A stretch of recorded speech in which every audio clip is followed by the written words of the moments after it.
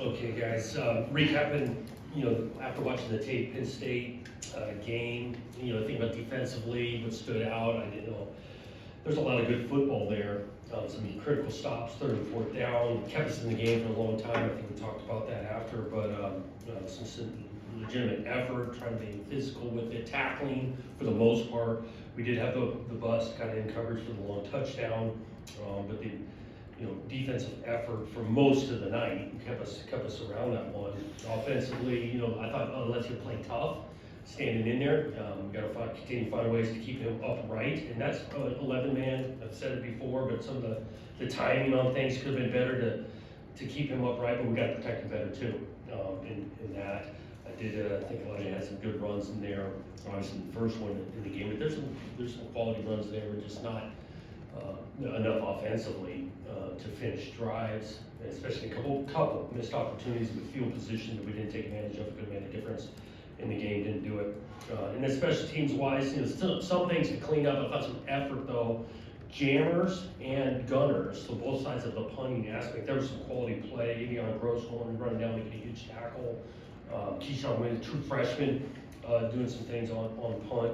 Eckley had some good hang time and direction there. So we're going to need it head into this week with the outfit we're playing on special teams, and I will get into those guys. And so give Iowa a ton of respect, deep respect, really, for Coach Ferentz and winning his coach in Big Ten history.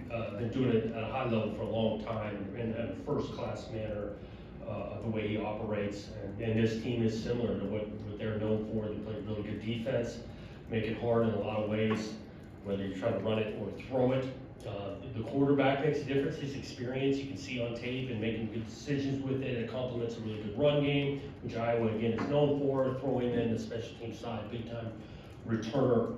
They make it difficult and a hostile place to play. So all that combines to a real challenge. We're going to go back to work starting tomorrow morning, practice-wise, to get ready for the opportunity that is playing a really good team on the road. I wonder if you have any sort of injury update on Aiden for the week ahead, and then also for the guys like Delonte and Lee, guys who've had injuries that they aren't out for the season, but it's sort of getting short in the season. If you anticipate that those guys might be able to play these next two games. On Aiden's side, we're going to kind of see if he can work himself to being available by the end of the week. I think there's a potential chance.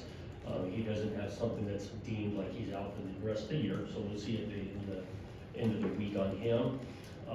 The last report I got yesterday, we didn't go into details on a couple of those long-term guys, but we're not anticipating someone who's been out, 8-10 weeks for this week to come back. Yeah, I wonder when you went back and did look at the offensive line, and what were the pluses and minuses you saw, particularly with the young guys, and when you look at the lumps that they've taken the last few weeks, how important is that for long-term development for those guys? In particular, I'm thinking like obviously Rustin and Rakeem, the two redshirt freshmen. Yep. I think watching the tape, some of them maybe call it plus sides. They did have multiple snaps, kind of showing some of their athleticism on the wide zone plays, in athleticism in regards to changing direction and some pass pro. Really both of them, and they're not excluded on 5, but both of them had some times where they got bull rushed and turned into some pressure that was created. In particular, the value for those, these reps are going to count. They're going to have really good careers. Both of them are going to be really good players. They are redshirt freshmen right now. You continue to give them another year in the weight room, within the scheme, they're going to be really good players. Coach, one of the most consistent things throughout the entire season has been the play of Ryan Eckley. Can you talk for a minute about the importance and the value that he brings to the team as a leader and as an athlete? Yeah, he's been really consistent. He's talented, right? And so a lot of talented players, what makes them be so consistent is his approach, his maturity. I do think he's a good teammate in regards to knowing his role can be a vital factor. Because it's not just about how far he can kick it; it's where he's kicking it, the hang time of it. I appreciate the leadership. He's owned a couple of bad reps by him. He's owned that, and he's a talented, gifted player that can change field position in a hurry, and he's got a long future ahead of him, I believe, playing this game. Speaking of bull rush, your quarterback Lester got beat up pretty bad the other day. Did he practice today? I mean, he got battled around pretty good. He did, in regards to getting batted around. We don't practice on Mondays, we didn't practice yesterday, so we'll kind of see, but he is definitely mid-season healthy after a couple starts. So he's okay. We are optimistic that he'll be good to go this weekend. He's a tough kid. I mean, even late in that game gets out of hand, right? And so we got a final drive, it turns into 3rd and 18, right? I think it's our second to last snap. That kid is still standing in that pocket, keeping his eyes down the field, buying another half second to deliver a 15-yard dig route when the game is at. I thought he showed a lot of competitive character in that particular route. You're still standing too. You remain remarkably upbeat through some real strife here this season. How have you done that, and is that a message to your team? In ways, I do think as coaches, we want to model a way. And so what we ask of our players, can we model the same in regards to going back to work, understanding that, yeah, we've come up short. Well, what do? You start to point the finger, that kind of thing. You own what you control. We do this thing together, and all of those things to try to model in regards to being, leader of a group of guys that they've been working really hard. We've come up short, and that's tough to go through. But a lot of times the best things in life come after hard, and I'm still optimistic on that end. So you see light at the end of this tunnel. You're optimistic still, right? Yeah, I am, yeah. And as hard as that is, just some of that optimism comes from the day-to-day of watching these guys work, watching this staff continue to try to find answers, and also understanding this is a high level of competition we've been playing with, or playing against, and so that's compounded to us coming up short multiple times in a row now. But I feel like even in a couple of those games, if a few plays could change the game, we're not that far away from getting ourselves 2, 3, 4 wins. I'm not here to say 7, but 2, 3, 4, I don't think we're that far away. Jonathan, you mentioned that optimism and positivity, but how do you get power brokers and I think people signing contracts, donating, the people who are behind the scenes in powerful positions in the sport to sort of share that optimism about your program? What do you have to do to get that to translate? Yeah, I think consistency. Obviously, the what shows on Saturday is the most seen, but also asking everyone to continue to find the day-to-day work, the approach we're taking, buying into that, and somewhat controlling what we can control. As a coach, as the coaches, as the players, what we can control is how we're going to work tomorrow, and then obviously how hard and how well we play on Saturday.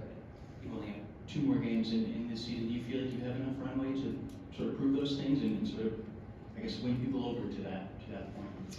What I know is we've got 2 more games, and so that's the complete focus in regards to keeping the main thing in our approach. We know we've got 2 more, and we know we've got practice on Tuesday, and we know we've got some redshirt freshmen out there playing, and we know we've got some guys working, and so to continue to push to get that, all of those things better each and every day.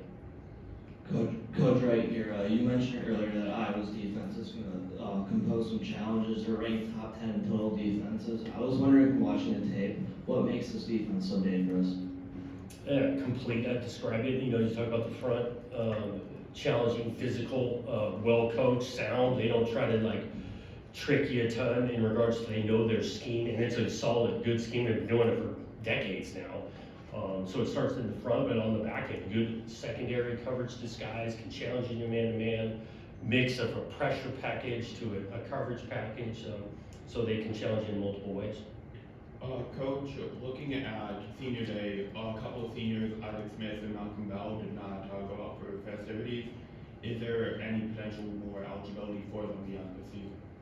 Those 2 in particular, yes, there is. I know on Isaac's end, and nowadays, well, a guy doesn't get his additional year, and I'm not saying specific to either of those 2 right now, I'm just saying, guy gets hurt in his first or second year, he gains that additional year after a waiver that takes place after his eligibility would be over, and so there's petitions for that. I'm not saying that to those particular, but I know a lot of cases in this day and age, guys find a way to have another year. Jonathan, here, you said you didn't practice yesterday. Is that first half of the season you haven't gone on Sunday? No, but there's just been a couple Sundays. I think I know of one that whether we returned late, things like that. Plus, it's getting into game 11 of the body blows on things. That's why we made the decision to not go on the grounds. And how much do you look back at last year's game against Iowa? You guys, I mean, you played pretty well and dominated them with like things that worked. Do you revisit some of that? 100%, yeah, 100%. You look at last year's game, which they'll do as well. But yeah, and that's not just common just because of whatever we played well against Iowa last year. We always go back on last year's games and things, but we'll be taking, that'll be a part of preparing a plan. Right here, Jonathan, kind of building on what Connor was asking about, obviously revenue share and NIL are kind of paramount to roster building these days, and I'm just curious where things have been with you and Jay Batt getting going in his tenure and kind of where you feel things stand with that and as you kind of approach the transfer window and signing day. Yeah, those things are vitally important in this landscape as it goes. Again, me and Jay have consistently met each week throughout the season, already met today, having conversations on where that goes. I think about too, the infrastructure beyond just the dollar amounts, the infrastructure on that and best practices and how we've been approaching that. So I feel we're all aligned on that. Is that the infrastructure, is that something you feel Jay's really taking on? I think that's something he kind of talked about, his Yeah, he has some thoughts and visions for that. Those will be specific to him on how they get those executed, but he has some thoughts and visions for that. You mentioned about their quarterback, obviously Gronowski has won a national title, and wondering how much does he make their offense different than a year ago when you faced them? Well, I just think about specifically what I've seen this year, decision-making, his ability to run, command of the offense. You can see it, get him in and out of plays. His experience shows up on tape with just the positive he plays he makes versus how many small amount of negatives. Jonathan, you came in here with a plan, obviously one that had worked before. Maybe it took a little longer than you wanted in Corvallis, but are you surprised at the pace of the build here, and what's been the biggest problem to getting it at the rate you want it done? I don't know about surprise. Knowing things are going to be challenging. I go back to again the league, the formation of the 18 teams, how competitive this thing is, and so yeah, we've come up short this year in ways, and some of that. Yeah, it's not easy, but we can do hard things. I am still confident in an approach of development and the player, finding ways to help them continue to grow, but not so stubborn that when you got to adjust, and we got to continue to look at ways to adjust to get this thing in a better place. Is it unreasonable to think that Michigan State could go from where it was to where you want it to be in 2 years? Yeah, I don't know about unreasonable. I know on our end, we're not happy sitting here without a win in conference play. So whether it's unreasonable or not, there's genuine frustration with not having a win yet, and we're continuing to stay in the fight to get it. Jonathan, I wonder, as we get late in the season here, what have you thought and observed just about sort of the value that Matt Galvin's brought to the offense? I'm guessing he's played the most snaps on that side without seeing him. Just what has he brought? Yeah, he's been vitally important. I think he's played really at a high level. I think he's gotten some credit in regards to people paying attention to the play he's had, the organization at the front. Not just like game day, the communication right in, it's in the right call type thing, but even the work Tuesday and Wednesday, his voice has been huge for that room. With some of the injuries, the rotation part, playing a couple of younger players, that guy is really a key part of that group. I just wanted to ask, we noticed Ryan Eckley ran out for the senior day, technically has a year left. Has he indicated that he's going to be done after this year, or is that kind of in case I am, I want to do this thing? I haven't deeply talked to him on it. I think we did have a couple of guys just in case type thing. I do think his football career, he has a chance to play this thing for a long time. I think that's probably in his mind as well. You have mentioned both the quarterbacks being banged up with Aiden and Alessio. I'm wondering, first of all, is that a situation, if they are both able to go, that you could minimize some of the damage to both of them by playing both?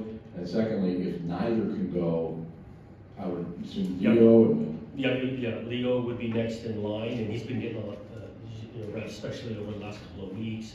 He'll get reps this week. True freshman, but I think he's got a bright future.